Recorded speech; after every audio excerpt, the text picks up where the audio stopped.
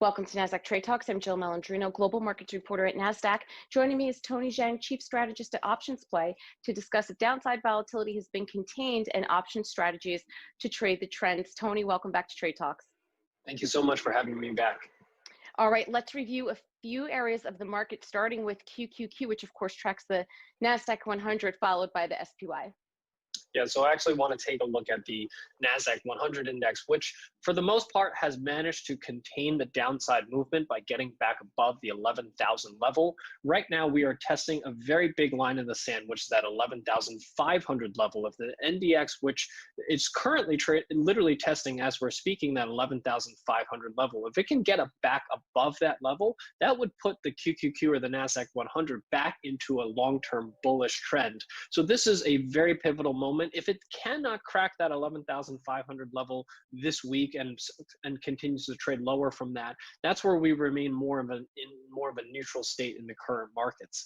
And if we look at the S&P 500, same thing. Yet we've stemmed this downside move, this downside correction, but we're not out of the woods just yet. So the S&P 500 is still quite a bit away from that relative high that we need to get back above, that 343 level on SPY.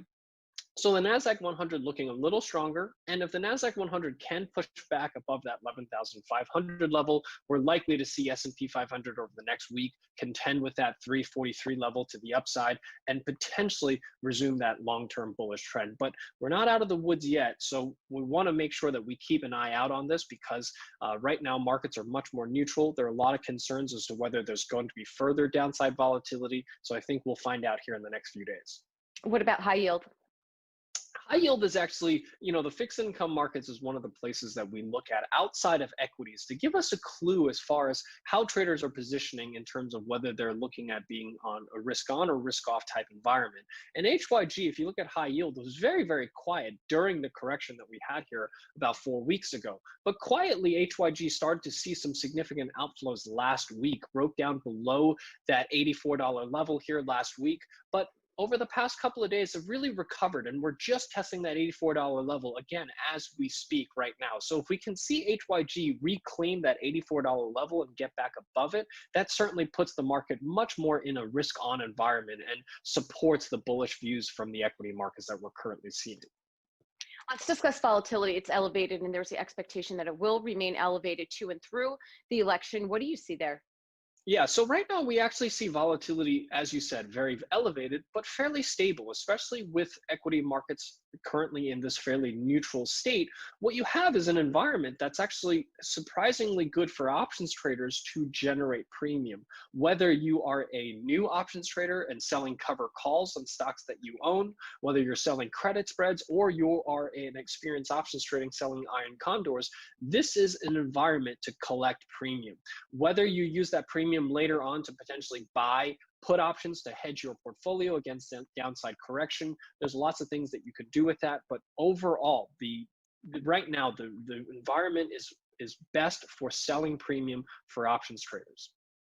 Before we get into the trades, let's talk a little macro. Consumer led the way in 2019 and certainly fell off a bit in 2020 with the COVID-19 shutdowns. Are you starting to see any improvement? Yeah, so consumer confidence was a little choppy here during the recovery, but it's continuing to actually surprise here to the upside. So consumer confidence, many indicators on this front have started to surprise the upside. So we have seen from the confidence board, consumer confidence metrics start to surprise to the upside.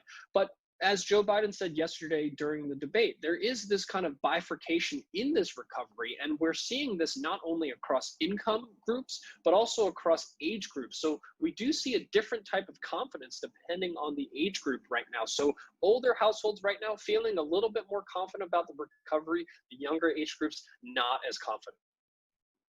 Now for the trades, let's take a look at the first one in Texas Instruments. Yeah, so I wanted to take a look at while markets remain in this more neutral state until the equity markets break back above those resistance levels that I was referring to, and elevated and implied volatility remains very elevated. I want to take a look at a few different ideas that allow us to sell this elevated premium. So when we look at consumer electronics and we look at semiconductor stocks, this is really one segment of the market that remains extremely resilient, especially as we get a surprise to the upside on this recovery. And Texas Instruments happens to sit, in my opinion, at the confluence of these two industries. So Texas Instruments is currently breaking out a little bit above that 142 resistance level, which is now testing as support.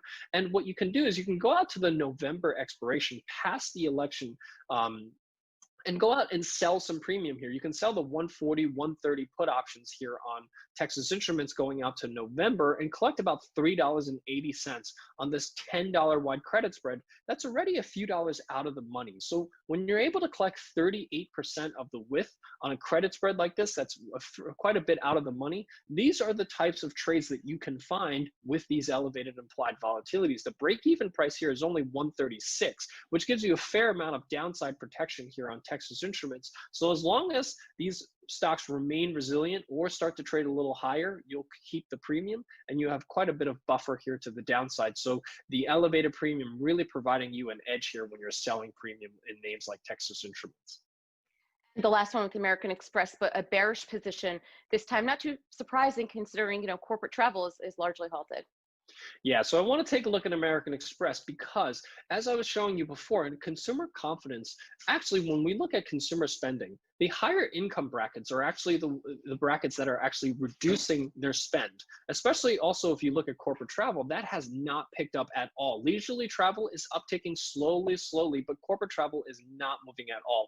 And American Express, unfortunately, sits at the intersection of these two groups. So I was looking at potentially a bearish play here for American Express. I'm not outright bearish on American Express, meaning I don't necessarily know that there's a lot of downside, but I also think that there's not a lot of upside. So I'm using, again, a premium selling strategy here, selling a call credit spread. Again, going out to November, selling the 100, 105 call spread. That's a $5 wide credit spread that I'm collecting $2.15 on. So a little, around 40% of the width here that I'm collecting here on this credit spread. So same thing. My break-even price here is a little over 102, which is well above that gap high that we currently see here on Amex. If it fills that gap, is the only time when this trade will actually lose money. However, if Amex stays where it is or starts to trade a little bit lower over the next few weeks, this is really where this strategy will shine.